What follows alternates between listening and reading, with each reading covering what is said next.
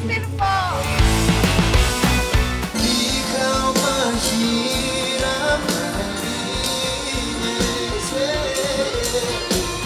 ikaw ang pangarap ibigin.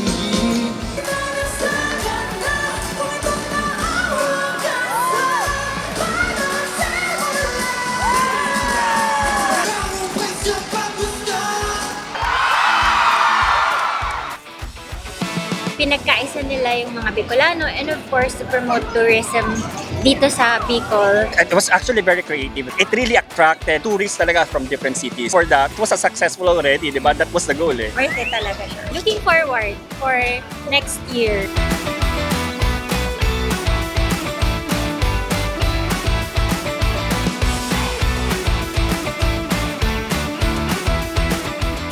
Super thankful po kasi alam ko po as 18 na super mahal po ng ticket nila and I'm so thankful po talaga.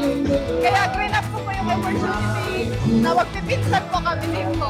Super thankful po sa Ako Bicol sa event na ito. Super enjoy po talaga kami. Gusto ko magpasalamat sa mga sumusuporta sa Bicoloco Festival. Minahal nyo yung Estimas last year. Yan po yung in-envision ni Kong Salty.